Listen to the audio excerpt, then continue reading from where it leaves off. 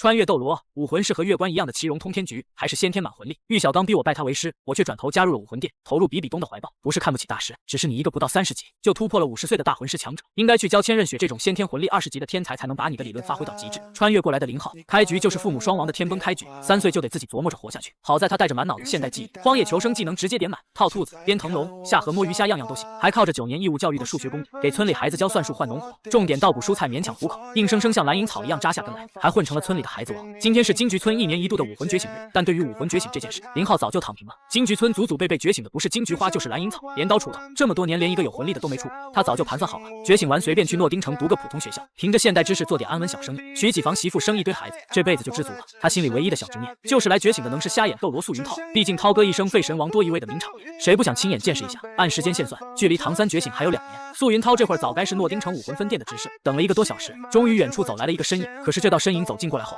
看到其衣着和长相，林浩却是只感觉人傻了，因为这个来人既不是以往来过的诺丁城武魂分店的执事，也不是涛哥，好像是某位不到30级就突破了50岁的大师。看着眼前来人的模样，一旁的村长老雷欧瞬间满脸错愕，当场愣在了原地。往年前来村里主持武魂觉醒的都是穿着统一制服的武魂殿执事，可眼前这人一身朴素的黑色学士服，身上没有半点武魂殿的标识，看着半点都不像是官方的魂师。这位先生，您是来帮我们金桔村进行武魂觉醒的吗？玉小刚双手背在身后，轻轻点了点头。今年武魂分店里有执事临时有事，无法进行武魂觉醒的任务，只能对外招聘魂师来临时帮忙顶替，而他玉小刚便是这次应聘的临时觉醒魂师。没人知道，看似偶然的顶替背后藏着玉小刚的私心，因为不久前他收到了来自好友弗兰德的来信，他在索托城临时接受了索托城武魂分店发布的任务，帮忙去周边村子进行武魂觉醒。在索托城周边的一个村子，竟然觉醒了一个先天满魂力、武魂是香肠的天才魂师，收入了史莱克学院。这个消息让沉寂多年的玉小刚彻底动了心，可他驻守诺丁学院许久，遍历无数学子，连一个先天5级魂力的苗子都找不到，心中满是挫败与焦虑。当他看到武魂分店发布招聘临时帮忙进行武魂觉醒仪式的任务后，玉小刚便去接下了任务，准备也来碰碰运气。得知对方真的是来主持觉醒，老雷欧瞬间喜出望外，连忙热情地招呼着玉小刚，将他恭恭敬敬请进了村内破旧的木屋。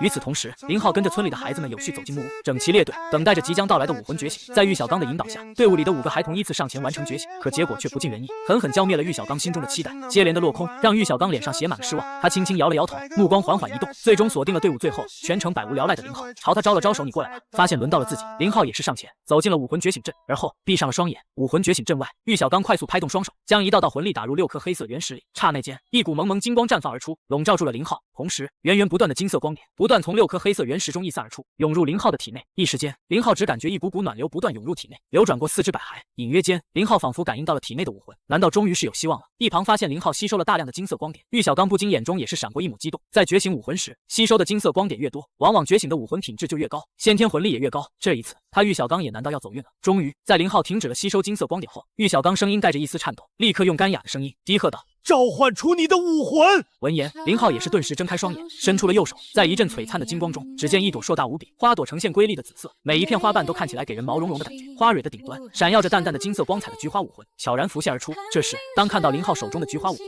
玉小刚顿时瞪大了双眼，内心无比激动。这不是那菊斗罗月关的武魂奇荣通天菊吗？那月关能成为封号斗罗，其先天魂力最少在8级，这先天8级魂力的天才武魂还是奇荣通天菊，只要我能收其为徒，再按照那菊斗罗月关的发展方向，让这孩子吸收魂环，帮其突破封号斗罗之境，那时我玉小刚培养出了一名封号斗罗，谁还敢说我玉小刚不是真大师？一时间，玉小刚连忙从旁边的桌子上拿起幽蓝色的魂力水晶球，递给了林浩，强压着内心的激动：孩子，来测试一下你的魂力。此时，在看到了自己手中的菊花武魂后，林浩也是愣住了，自己这菊花武魂的样子怎么那么像是小说里跟那菊斗罗月关同款的仙草奇荣通天菊武魂呢？而在震惊中，林浩听到了玉小刚的话后，也是将手放到了幽蓝色的水晶球上。这是先天满魂力！先天满魂力！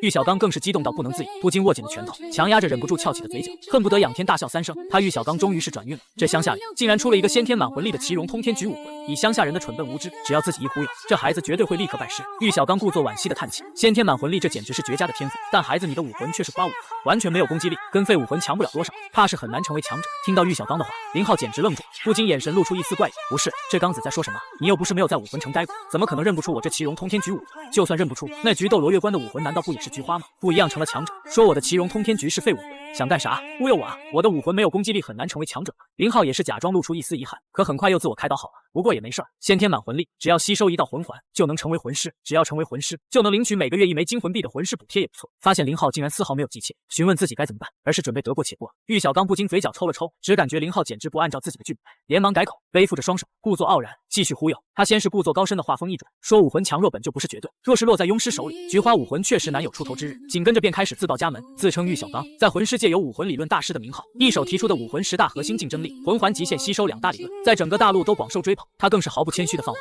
在武魂理论领域，自己认第2，没人敢认第1。玉小刚信誓旦旦的承诺，只要林浩拜他为师，严格按照他的规划猎杀魂兽，吸收魂环，未来必定能成为一代强者。说完这番话，他眼中满是自得，静静等着林浩那头变白。可听着玉小刚滔滔不绝的吹嘘，林浩心里只剩无语。果然，这玉小刚是想给自己洗脑铺，借机收徒，但他可不是懵懂无知的唐三。作为穿越者，玉小刚那点底细他一清二楚，自己这武魂可是奇荣通天菊，真要找师傅，去武魂城投奔菊斗罗月关才是正途。那可是实打实的封号斗罗，武魂还和自己同源，能给的指导与资源，岂是魂力连30级都突破不了的玉小刚能比？但林浩的野心远不止于此，他甚至没打算照搬菊斗罗的强攻系路线。在他看来，不止玉小刚修炼罗三炮的路子错，就连菊斗罗对奇荣通天菊的开发也完全走偏了方向。奇荣通天菊本质是仙草，是能直接服用的天才地宝，这分明是世间最顶级的食物系武魂。原著中戴沐白服用后能气运4肢，血通8脉，练就金刚不坏之身。若是将武魂往食物系方向培养，长期服用自身产出的奇荣通天菊，肉身强度必然能持续叠加，最终身体素质堪比同级别顶级本体武魂魂师。更关键的是，他清楚记得奥斯卡的香肠武魂吸收镜影兽魂环后，解锁了复制他人魂技的能力。以奇荣通天菊先天满魂力的品质，未来吸收镜影兽魂环，必定也能获得复制魂技，效果只会更强。到那时，金刚不坏的强横肉身，加上能复制万物魂技的仙草武魂，2大能力叠加，堪称同阶无敌。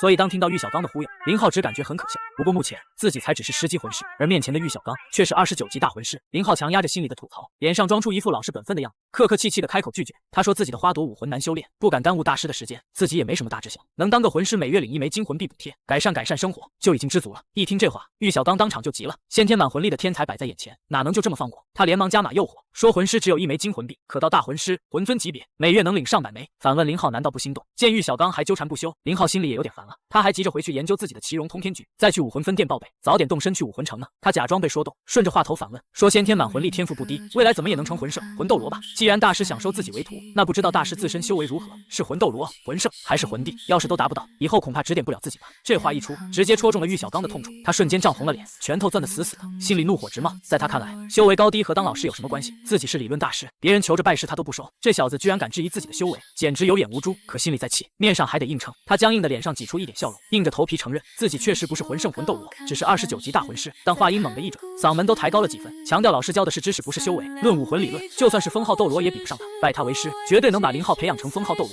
一番话说的掷地有声，玉小刚眼神灼灼地盯着林浩，满是期待。旁边的孩子们也都看向自家老大，等着他做决定。可林浩只是笑着摇了摇头，语气依旧客气，态度却无比坚决。他说大师说的有道理，但自己还是想拜真正的强者为师，所以只能抱歉了。这句话彻底点燃了玉小刚的怒火，他再也绷不住脸色，涨红着脸厉声斥责，说林浩有眼无珠，买椟还珠，只看修为不看学识，没有自己的培养，这辈子都难成大器，将来迟早要后悔。放完狠话，他刷刷填好武魂证明扔给林浩，冷哼一声收起东西，头也不回的摔门而去。看着玉小刚性情大变的样子，林浩满头黑线，只觉得无语。明明是他自己凑上来收徒，被拒绝了反倒恶人先告状。屋里的孩子们也都看得明明白白。玉小刚刚走，就纷纷围到林浩身边打抱不平，说这大师也太好笑了，老大是先天满魂力的天才，他才29级也好意思来收徒，就这度量，哪里有半分大师的样子？林浩摆摆手没当回事，收好武魂证明，带着孩子们走出了这间破旧的木屋。在外头等得焦急的老村长雷欧立刻拄着拐杖迎了上来。他刚才试着问过玉小刚结果，可对方正在气头上，理都没理他。他心里一直七上八下，赶紧追问今年村里有没有孩子能成为魂师。话音刚落，旁边的孩子们就七嘴八舌的炸开了锅，个个满脸骄傲的嚷嚷，说老大不只有魂力，还是先天满魂力。一听这话，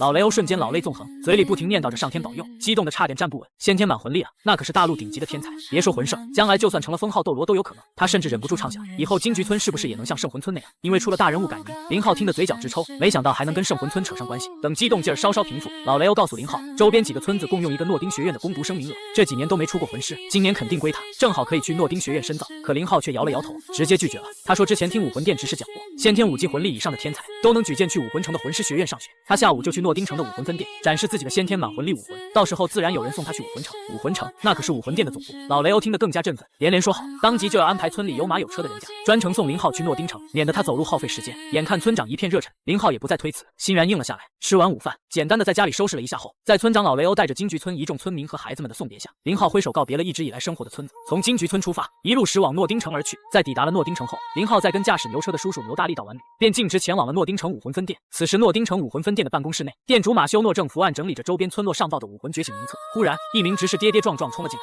连声高呼大喜。马修诺起初还皱着眉沉声呵斥，让他注意分店规矩。可当先天满魂力奇荣通天局几个字撞入耳中，他猛地拍而起，满脸都是难以置信的震惊。奇荣通天局，那可是武魂殿长老菊斗罗月关的同源武魂，再配上先天满魂力，这根本是天降的绝世苗子。马修诺片刻都坐不住，当即让执事带路，亲自前去见人。见到林浩后，马修诺满面和蔼，当场确认他的来意。林浩也进退有步，言辞恳切地说自己自幼感念武魂殿为平民子弟免费觉醒武魂的恩德，一心想加入武魂殿效命。这番话说得情真意切，马修诺听得连连点头。不错，是个好孩子，以你的天赋，完全有资格进入武魂城的初级魂师学院深教。次日我便亲自护送你。谢谢您。当晚还特意带林浩去城中高档酒楼摆了一桌丰盛的接风宴。2、3天的车马劳顿后，二人终于抵达武魂城。武魂殿的天才举荐处就坐落在教皇殿所在的中央山丘脚下，全大陆各地发掘的少年天才都要在此核验资质，登记入册。可林浩刚跟着马修诺走进大厅，就迎上了一道道异样的目光。他自幼在乡村长大，在满是华服锦袍的贵族少年中间显得格格不入，在场众人眼中满是轻蔑，都觉得一个泥腿子出身的孩子，先天魂力能有5级就已是侥幸，绝不可能踏过天才举荐处先天7级的最低门槛。很快就有人跳出来当众立威，刚测出先天7级疾风魔狼武魂的少年林傲正春风得意，路过林浩身边时特意停下脚步，抱着双臂一脸倨傲，直言这里是天才聚集地，不是他这种寒门子弟该来的地方。马修诺眉头一皱，正要开口，林浩却先平静地反问：敢问阁下武魂为何？先天魂力又有几级？林傲下巴扬得老高，傲气十足地报出自己的成绩。可林浩接下来一句话，直接把他噎得满脸通红。7级不过是举荐处的入门线，刚够及格而已，好像也没什么值得炫耀的吧？周围不少少年闻言都暗自点头。林傲又气又恼，偏生反驳不得，只能狠狠瞪了林浩一眼，悻悻退到一旁。马修诺看在眼里，心中暗暗赞许，这孩子不仅天赋惊人，心性更是沉稳，不卑不亢，比那些仗着家世耀武扬威的纨绔子弟强出太多。不多时，排队的少年依次完成测试，魂力大多在7级到8级之间。终于轮到了林浩，一旁的林傲冷眼旁观，心里笃定这穷小子撑死也就5级魂力，等着看他当众出丑。可当林浩缓缓抬起右手，璀璨的金紫色光芒骤然从掌心绽放的刹那，整个大厅瞬间鸦雀无声，一朵硕大华美的奇荣通天菊徐徐浮现，紫色花瓣层层叠叠如上等绸缎，金色花蕊流转着温润光晕，贵气逼人。负责登记的红衣主教唰地站起身，死死盯着那朵武魂，声音都因激动而发颤。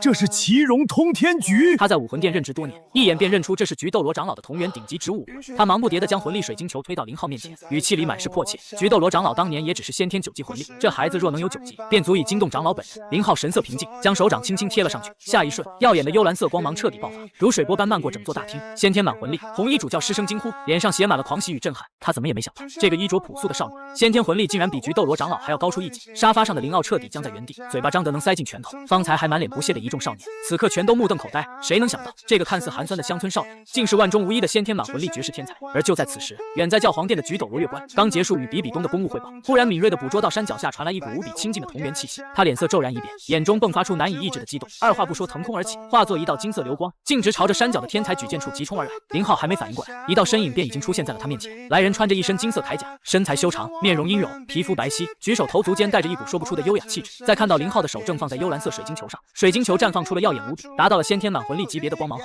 菊斗罗月关不由得更加激动，立刻看向林浩：小家伙，刚才是不是你在测试武魂和先天魂力？你的武魂可是一朵金色的硕大菊花。是的，虽然不认识菊斗罗月关，但通过那阴柔俊美的长相，林浩却是立刻猜断，来人应该就是菊斗罗月关了。把你的武魂召唤出来给我看看！菊斗罗激动地催促起来。闻言，林浩也是心念一动，再次召唤出了武魂奇荣通天菊，璀璨的金紫色光芒再度绽放，那朵瑰丽无比的奇荣通天菊悄然浮现在林浩掌心之上，那紫色的花瓣层层叠叠，中央的金色花蕊高高凸起，散发出淡淡的金色光晕。好，果然是奇荣通天菊，而且还是先天满魂力。看到林浩的武魂果然是奇荣通天菊，菊斗罗兴奋不已，连说了3个好字，语气中满是欣喜。而后上下打量着林浩，越看越是满意，仿佛在看一块未经雕琢的璞玉。一旁红衣主教这才有机会，连忙对着菊斗罗躬身行礼，见过月关长老。此言一出，大厅里所有人都不禁倒吸一口凉气。月关长老，菊斗罗月关，那位武魂殿的长老，封号斗罗级别的强者。林傲更是脸色煞白，嘴唇哆嗦着，一句话也说不出来。他怎么也没想到，这个穿着破烂的泥土竟然引来了菊斗罗亲自现身。月关摆了摆手，示意红衣主教不必多礼，然后看向林浩，语气温和地问道：孩子，你叫什么名字？林浩不卑不亢地回答，心中却是一阵激动。来了，终于来了，只要自己抱上这根大腿，在武魂殿的前途就稳了。月关念叨了一遍这个名字，点了点头。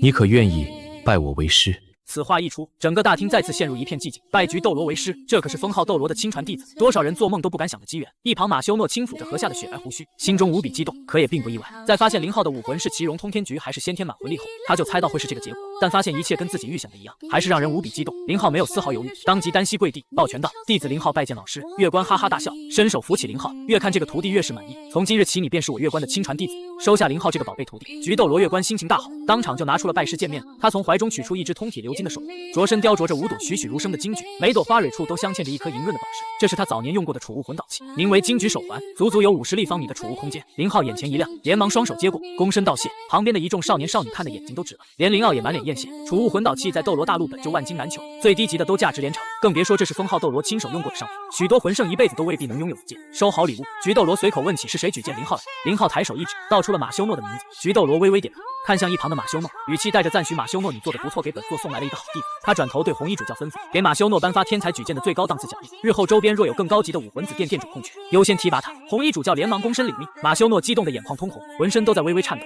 他本以为这辈子也就止步于此，没想到临到老了还能再进一步，甚至搭上了菊斗罗这层关系。大厅里其他分店的店主更是满眼羡慕，这不仅是升官加赏，更是抱住了封号斗罗的大腿，往后必然平步青云。辞别马修诺后，菊斗罗一刻也等不及，径直带着林浩回了自己在武魂城的府邸。整座宅院宽敞雅致，院中遍布姹紫嫣红的花卉，其中又以各色珍稀菊花最多，处处都透着主人的喜好。刚一进屋，菊斗罗就迫不及待地让林浩再次召唤武魂。当金紫色的奇荣通天菊再度在掌心绽放，菊斗罗小心翼翼地将武魂托在掌心，凑近花蕊深深吸气，凝神感应着武魂的品质。片刻后，他满眼赞叹地开口，语气里带着毫不掩饰的羡慕。他告诉林浩，这株奇荣通天菊的品质比他自己的还要高出一筹，已经达到了仙品层次。假以时日，林浩的成就必然能超越他。往后为师必定倾尽全力培养你，要让你成为大陆上第一个仙品武魂的极限斗罗，让世人都见识到仙品武魂的威力。说起未来的光景，菊斗罗眼中满是向往与沉醉，林浩心中动容，面上却带着少年人的崇拜与恳切，说老师已是封号斗罗，将来肯定比自己先突破极限斗罗。菊斗罗闻言却苦笑着摇了摇头，声音阴柔带着几分释然，为师这辈子是不指望能突破到超级斗罗，就已是天大的运气。极限斗罗从来都是先天满魂力的顶级武魂才有资格触碰的领域。不过很快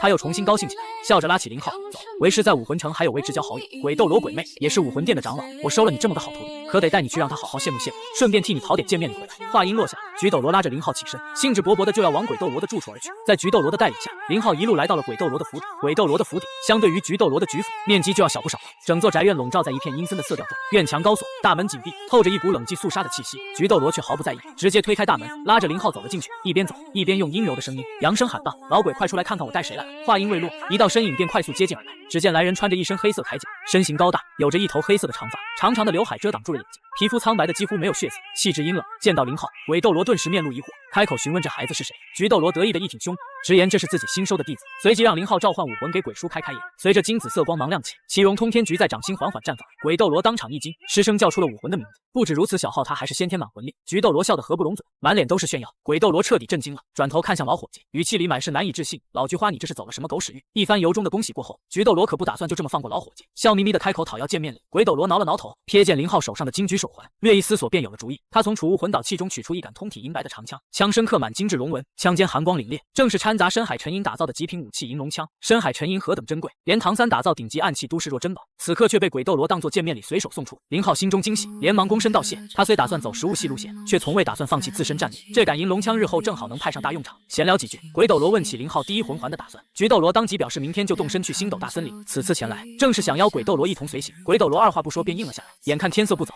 三人索性一同前往城中高档酒楼用膳。席间林浩却一直暗自盘算该怎么跟菊斗罗开口，说自己不想走强攻系，反倒要走食物系路线。当晚回到菊府，林浩便借着对武魂好奇的由头，向菊斗罗询问记载奇荣通天菊的典籍。菊斗罗十分自豪地取出一本古书《仙草图录》，上面不仅记载了奇荣通天菊提升修为、改善资质的功效，更有打造金刚不坏身的传说。林浩认真翻阅着书页，心中的计划也愈发清晰。次日一早，两位封号斗罗便带着林浩启程，直奔星斗大森林而去。路上，菊斗罗随口问起第一魂环想要攻击、防御还是其他类型。林浩犹豫片刻，终于说出了自己的想法。他以《仙草图录》为依据，指出奇荣通天菊本就是仙草，与其勉强做气武魂强攻，不如发挥它可服用的特性，走最顶级的食物系路线。菊斗罗闻言一愣，随即皱起了眉，语重心长地提醒他，食物系魂师几乎没有战斗力，只能做后勤辅助。可林浩却胸有成竹，缓缓道出了自己的全盘规划。他说，普通食物系固然战力薄弱，但奇荣通天菊不同，长期服用积累药效，足以练出金刚不坏的强横肉身。魂环可以选择元素属性魂兽，靠自创魂技掌握雷电等力量。更关键的是，未来吸收净影兽魂环，还有机会获得复制魂技，直接复制他人武魂与魂技为己用。肉身、元素、复制三者叠加，战力绝不会比强攻系弱。一番话听得菊斗罗大为震惊，他从未想过武魂还能这么修炼，可细想之下又句句在理。林浩见状趁热打铁，反问菊斗罗：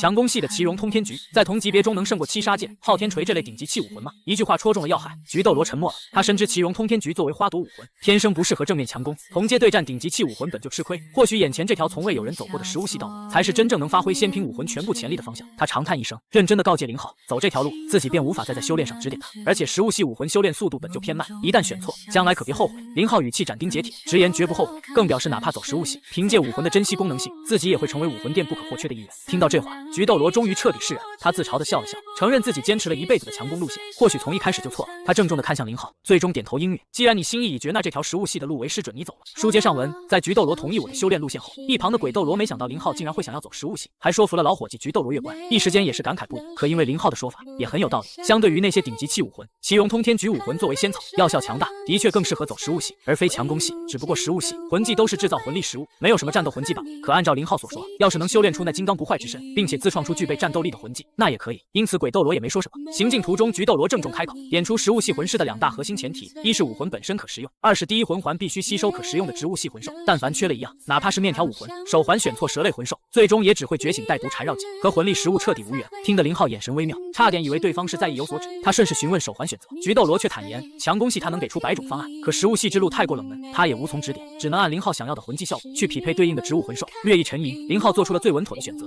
先补修炼速度的短补。他不是不想要战斗魂技，可食物系修炼迟缓是天生硬伤，不如手环先提修炼效率，再靠金蛟打磨肉身，争取第2环就冲击1000年年限。到那时再选雷属性这类强横攻伐魂技，威力才能最大化。唯一的难题是雷属性魂兽大多凶厉，要满足可食用的条件绝非易事。敲定方向，菊斗罗与鬼斗罗一左一右护着林浩，径直掠入星斗大森林深处，直到亲身踏入，林浩才见识到这片原始森林的浩瀚凶险。参天古木遮天蔽日，古藤盘球，腐叶覆地，林间兽啸此起彼伏。既有传闻里的是神者风狒狒，被大师盛赞坚韧的孤主，也有赤炎虎、青木蟒、眼甲犀牛等种种奇珍异兽，看得人目不暇接。而两大封号斗罗的气息如无形山岳铺开，寻常魂兽远远感应便仓皇逃窜，偶有不开眼的低阶魂兽莽撞冲来，鬼斗罗只一个冷眼，便吓得瘫软在地。穿行大半日，行至一处山谷时，菊斗罗忽然停步，凝神感知片刻，带着2人深入山谷，沿溪流而上。一片洼地之中，赫然生长着一株形似四叶草的奇草，叶片翡翠干通透，周身萦绕银绿光晕，连周遭空气都变得清润甘甜，正是近400年修为的巨灵草。这种植物魂兽极为罕见，能主动吸纳天地灵气，本身无毒可食，还蕴含精纯生命能量。吸收它的魂环，恰好能得到巨灵类魂技，完美补上食物系修炼速度慢的短板。没有多余耽搁，林浩取出深海沉银打造的银龙枪，6岁幼躯握着长枪略显吃力，可在10级魂力加持下依旧稳如磐石。他对准草根狠狠刺下，无攻击能力的巨灵草挣扎片刻便光芒暗淡，无数黄色光点溢散升空，凝聚成一道明黄色的400年魂环，盘膝坐地，召唤出奇荣通天局武魂。林浩运转魂力牵引魂环套入武魂，与凶厉的兽类魂环不同，植物系魂环的力量温和温润，如涓涓暖流淌过4肢百骸，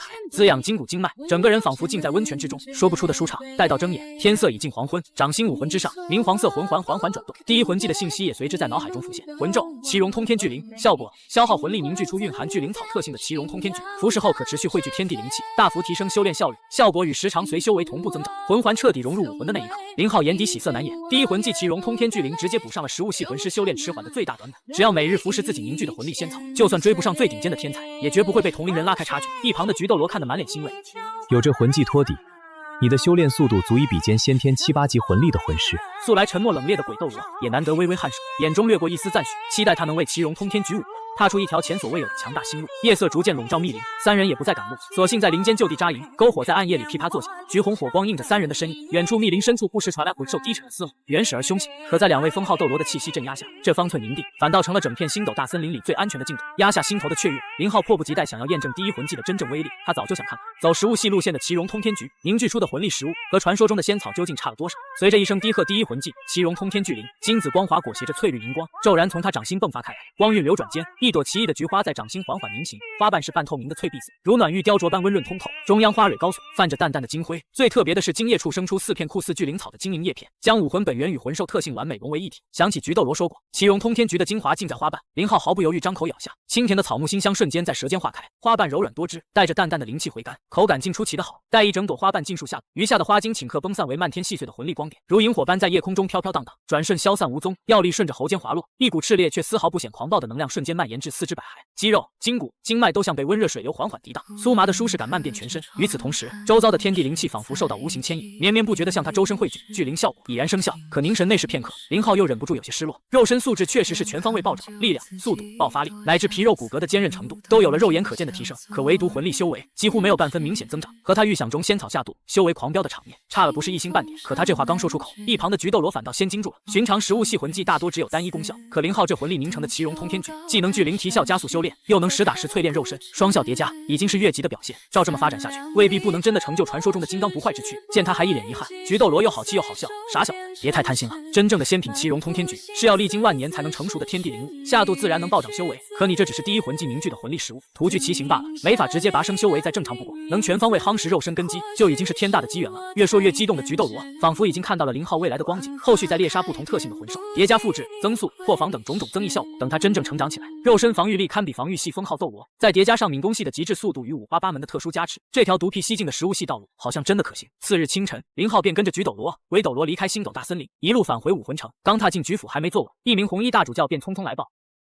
教皇冕下听闻菊长老收了位先天满魂力的奇荣通天局弟子，特意命我来通知菊长老带过去一见。菊斗罗当即应下，旁边的林浩又惊又喜，武魂殿教皇亲自召见自己这个晚辈，总不能空着手吧？看来又有好处可以拿了，心里顿时满是期待。赶往教皇殿的路上，菊斗罗反复叮嘱面见教皇务必谨言慎行，时刻保持恭敬。林浩自然满口答应。大殿尽头的高台宝座上，端坐着一人，正是教皇比比东。行礼之时，林浩用余光悄悄打量，心中暗叹不已。虽说对方是原著里的大反派，可这颜值气场着实惊艳，紫发如瀑倾泻，头戴九曲紫金冠，面容精致冷艳，身姿高挑曼妙，一身贵气扑面而来，也难怪前世有那么多人喜欢。而高台上的比比东也在打量他，见少年清秀恭敬，微微颔首，开口问道：“菊长老，这便是你新收的弟子吗？”正是属下弟子林浩，免下称他小号便可。此子乃是先天满魂力，武魂正是奇荣通天局。菊斗罗回话之际，顺势便是一番表态，直言能收到如此良徒，全靠武魂殿平台，更是对比比东感恩戴德，把人情世故玩得明明白白。一旁的林浩看得暗自啧舌，难怪自家老师能拉着性格阴冷的鬼斗罗一起成为比比东左膀右臂，这情商和口才，不服不行。一番话听得比比东很是受用，嘴角微扬，又问起猎魂一事。昨日你与鬼长老带他去了星斗大森林，他的第一魂技是什么？与你走的是同一路线吗？这话一问，菊斗罗脸上顿时露出几分尴尬。回冕下小号与属下不太一样，属下走的是强攻系，可这孩子认为奇荣通天局本是仙品药草，药效惊人，走食物系路线更能发挥其价值，还说服了属下，因此属下便带他猎取了一株400年聚灵草。他的第一魂技是能制造出带聚灵效果的奇荣通天局。什么？比比东当场愣住，凤眸中满是错愕，眉头也随之蹙起。他本以为先天满魂力的仙草武魂，在菊斗罗教导下，未来有望冲击95级超级斗罗，是难得的强攻技好苗子，这才特意召见。可谁能想到，对方竟选了食物系。食物系魂师功能性虽强，成封号斗罗后作用也大，可终究没有正面战力，只能坐镇后方。心中的看重瞬间淡了大半。只是身为教皇，他并未将失望摆在明面上，反倒挤出一丝笑意，客套道：“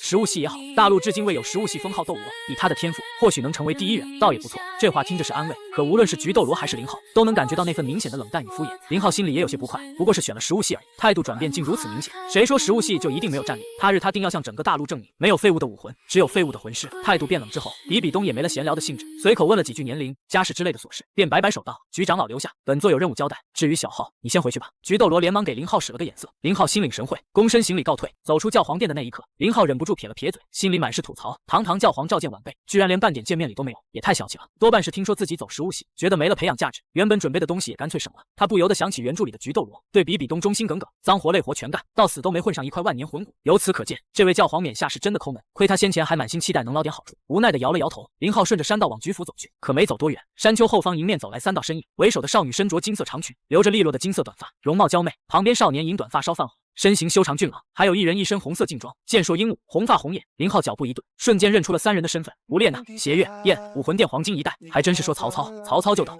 小弟弟，你是叫林浩吗？看到林浩这个小男孩从教皇殿里走出来，胡列娜顿时眼前一亮，没想到胡列娜会认识自己。林浩愣了一下，不过还是点了点头，心中有些奇怪，这胡列娜问自己名字干什么？难道是来找自己的？一旁燕抱着双臂，上下打量了林浩一番，啧啧称奇：“你就是菊长老收下的弟子吗？先天满魂力的奇荣通天菊武魂，这份天赋比我们3个都要强呢。”邪月更是主动上前示好，自报家门，明里暗里将他归为己方阵营，还热情道出居所，邀他日后常来相聚。可当胡列娜笑着问起他的第一魂技，得知林浩竟将顶级强攻仙品武魂硬生生走了食物系路线时，3人脸上的笑笑一瞬间僵住，面面相觑间全是难以置信。燕当场脱口而出，只觉得这是自废武功，放着菊斗罗的强攻传承不许，偏要选毫无战力的食物系，根本就是暴殄天物，白白浪费了先天满魂力的绝世天赋。还是胡列娜反应机敏，当即拍了燕一把打圆场，嘴上说着天赋卓绝，走哪条路都能登顶。邪月也连忙跟着陪笑致歉，可三人眼底藏不住的惋惜早已写得明明白白。面对三人明着安慰，实则不看好的态度，林浩没多做辩解，只是淡淡撂下一句：旁人的食物系没有战力，我的不一样，便离开了教皇殿所在的山丘，回到了菊府。由于在选择走食物系后，回来一直被人看轻，林浩内心简直憋着一股火。回到菊府后，林浩顿时选择一间修炼的境室，召唤出武魂奇荣通天菊，再次发动第一魂技奇荣通天菊聚灵，制造出了一朵聚灵奇荣通天菊，将花瓣一片片吃掉，感受着那股温热的药力在体内化开，身体素质再次得到了不小的提升，同时聚灵效果也开始发挥作用，周围的天地灵气缓缓向他汇聚而来。林浩闭上双眼，开始冥想武魂奇荣通天菊，运转起体内的魂力，进入了修炼状态。因为武魂城的魂师学院跟诺丁学院一样，都是在武魂觉醒3个月后才开学，因此这3个月的时间，林浩全部打算用来努力修炼。现在他的修为是11级，他争取在3个月内能突破到12级。转眼间3个月的时间过去了，这3个月里，林浩可以说大半的时间都用在了修炼上，每天早上天不亮就起床修炼，直到深夜才休息，晚上则是在菊府里看书，从菊斗罗那里学习各种魂师知识，了解大陆上的魂兽种类、魂环搭配、武魂特性等方方面面的内容。而林浩作为这1年武魂殿唯一一个先天满魂力，自然也是饱受关注，因此林浩选择走食物系发展路线，这个消息还是不可避免的传了出去。作为先天满魂力的天才，还拜师了菊斗罗这个强攻系封号斗罗，林浩却没有跟菊斗罗一样走强攻系，而是选择了食物系，这自然引起了无数人的议论，许多人都摇头叹息不已，觉得林浩是辜负了菊斗罗的教导，自作聪明，也有人满是鄙夷，认为他这是浪费天赋，自甘堕落，未来怕是前途堪忧。更有甚者，直接在背后嘲笑菊斗罗收了个废物弟子，白白浪费了一个先天满魂力的好苗子。一时间，林浩在武魂城里简直成为了一名陨落的天才。菊府一间静室里，林浩照常召唤出武魂奇荣通天菊，周身环绕起了一道明亮的百年魂环，准备再次发动第一魂技奇荣通天菊聚灵，制造出一株聚灵奇荣通天菊，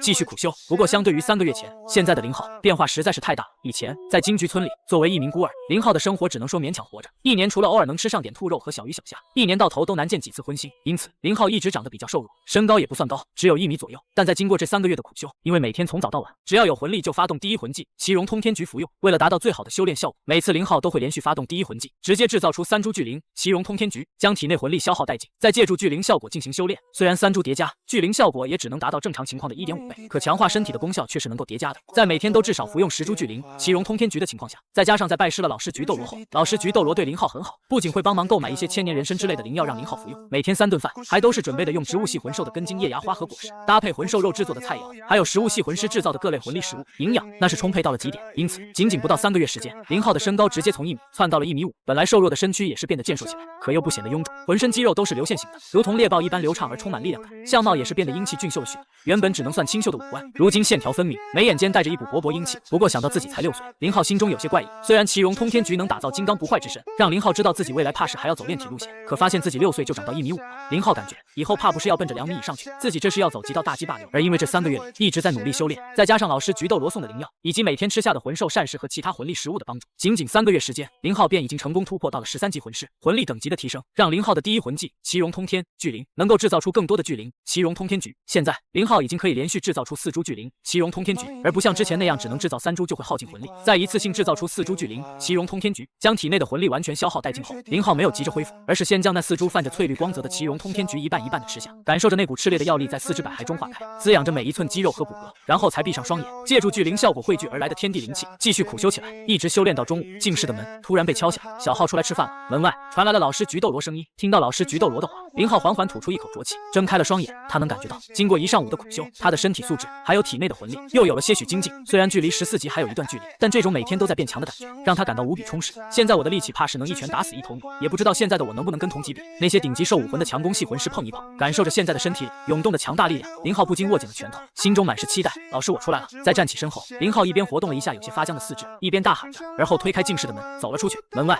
虽然已经不是第一次见到，当看到3个月时间从1米高的小萝卜头一下子窜到了1.5米的林浩，菊斗罗眼中还是不由得闪过一丝复杂和感叹，这小浩也长得太快了，谁家弟子6岁身高能长到1.5米啊？不过看到林浩身材健硕匀称，浑身的肌肉线条流畅而富有力量感，相貌虽然俊美，却并不显得阴柔，反而带着一股勃勃英气。菊斗罗又释然了，长得高大也好，至少不会跟自己一样，因为长得太过阴柔，时常被人误会，这小子以后长大了肯定是个能迷倒万千少女的俊朗男子汉。师徒2人一前一后来到了客厅，大圆桌上依旧是摆满了各种魂兽菜肴和魂力食物，热气腾腾，香气四溢。这一桌子菜肴要是放在外面，没有几百斤魂币根本拿不下来，也就是菊斗斗罗身为武魂殿长老，财力雄厚，才能经得起林浩这么天天胡吃海塞。吃饭时，菊斗罗一边举止优雅、慢丝条理的吃着，一边看着对面狼吞虎咽的林浩。还有3天初级魂师学院就要开学了，小浩你准备好了吗？老师，我当然准备好了，不就是学习吗？这个我可不带怕的。林浩一边大口扒着饭菜，一边咧嘴自信的笑道。见状，菊斗罗却是心中轻叹一声，如果真只是这样，那就好了。虽然经过这3个月的时间，他基本也能确定，弟子林浩走食物系绝对不是错误的选择。这食物系的奇荣通天举武魂，那是真能提升身体素质。要是未来能给奇荣通天举武魂加上一些具备特殊增益效果的食物系魂技，弟子林浩未来的成就绝对能超过自己。可那毕竟只是未来，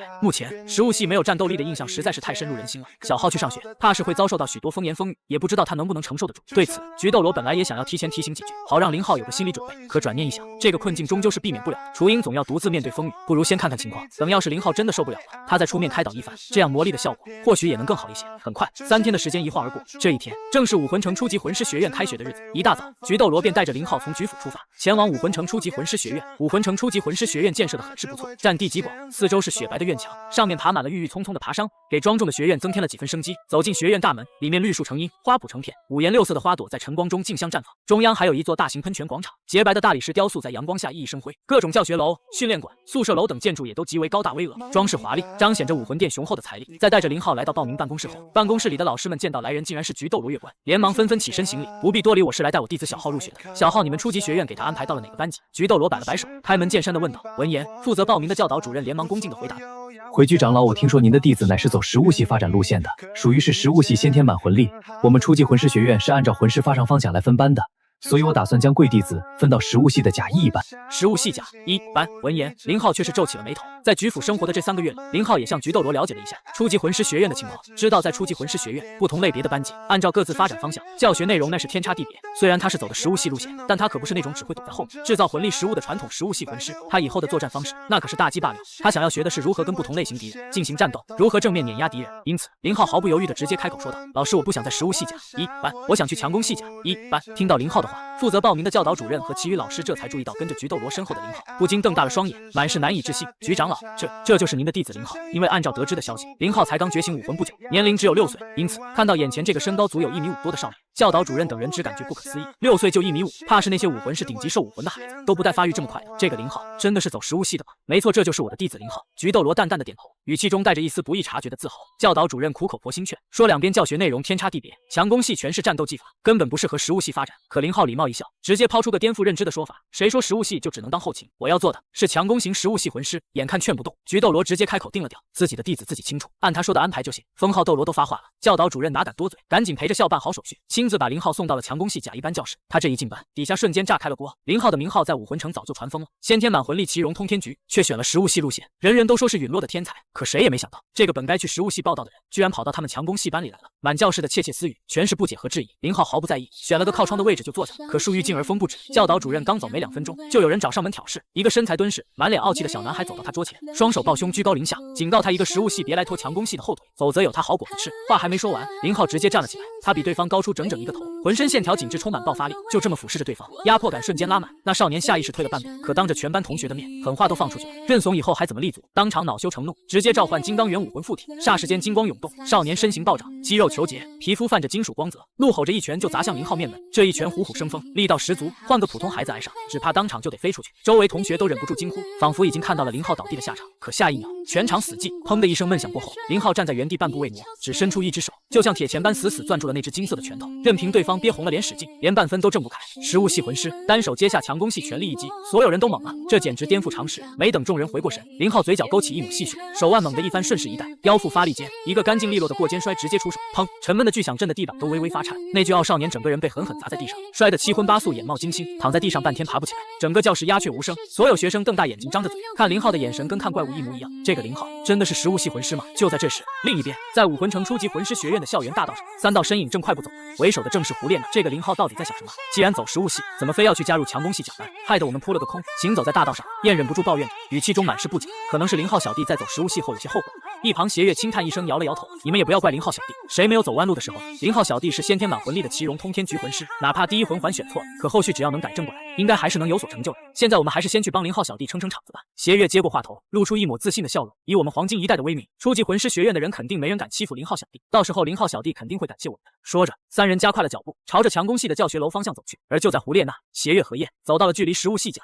半步远时，突然远处一阵焦急的呼喊声隐隐传来：“林浩，不要打了！”一时间，胡列娜那张精致娇媚的俏脸上瞬间面色一变，不好，有人在欺负林浩小弟，我们赶紧过去。邪月面色一变，二话不说，立刻催动魂力，朝着声音传来的方向狂奔而去。胡列娜和燕也连忙跟上，三人的身影在校园中疾驰而过，带起一阵急促的风声。可当胡列娜三人赶到了1年级强攻系甲班门口时，眼前的景象却让他们彻底愣在了原地。只见班级里到处都是倒在地上呻吟不止的男生，有的捂着手腕，有的抱着肚子，有的蜷缩成一团，脸上写满了痛苦和屈辱。而女生们则站在一边，满是害怕和难以置信的看着教室中央，瑟瑟发抖，连大气都不敢喘一声。在倒地不起的人群中，站着一个很是熟悉的身影。此时，只见这个熟悉的身影，或者说林浩正双手掐腰，脸上露出一副不屑傲然的样子，环视着四周倒地的手下败将，朗声开口：“就都这点本事，连我一个食物系魂师都打不过，也好意思说我拖你们后腿？我看是你们拖我后腿才是，不是我说。”在地上的诸位都是垃圾。门口，吴列娜、邪月和燕三人简直都惊呆了。虽然相貌上的确是3个月前见过的林浩小弟，可是这身高是怎么回事？本来只在他们腰部左右的林浩，怎么3个月不见，一下子窜到了都快赶上他们肩膀的高度？这长得也太快了吧！林浩小弟真的是走的食物系魂师发展方向吗？这时，林浩也察觉到了门口有人，转头一看，正好对上了胡列娜三人那复杂的目光。一时间，林浩微微一怔，随即面上露出了一丝不好意思的神色，轻咳了几声，收起了刚才那副嚣张的姿态，换上了一副笑脸。原来是邪月哥和娜娜姐好久不见了。林浩面带着笑容，露出一嘴雪白的牙齿，仿佛刚才那个把全班男生揍得满地长牙的人不是他一样。对此，胡列娜则是眼神复杂，张了张嘴。一旁，邪月也是一脸震撼，两人互相对视了一眼，一时不知道该说什么好。本来他们是准备来帮林浩减肥，好借此获取林浩的好感，毕竟大家都是教皇殿麾下的天才，互相照应也是应该的。可是没想到，还没等他们出手帮忙，林浩自己就解决了一切，而且是如此干脆利落、如此碾压式的方式。一个食物系魂师把一整个强攻系班级的男生全给做趴下，这说出去谁信啊？另一边，诺丁学院大门口，经过3个月的等待，到了诺丁学院的报名时间。玉小刚一直在这里蹲守，目光在来往的人群中不断扫视着，想要找到当初在金菊村遇到的那个先天满魂力武魂是奇荣通天局的孩子。他至今还记得那个孩子的天赋，先天满魂力奇荣通天局武魂，只要自己能将他收为弟子，按照那武魂殿的菊斗罗月关的发展方向好好培养，未来这个孩子一定也能成为封号斗罗，从而证明自己的武魂理论大师之名。可是，一连蹲守了3天，玉小刚一直蹲守到报名时间结束，却始终没有看到那个叫做林浩的孩子，这让玉小刚不禁有些怀疑人生了。那个小子明明是平民出身，按理来说应该会来诺丁学院当工读生啊，为什么会一直没有出现？难道他加入了武魂殿？一时间，玉小刚的脸色一阵青一阵白，最终只能不甘地攥紧了拳头，转身离去。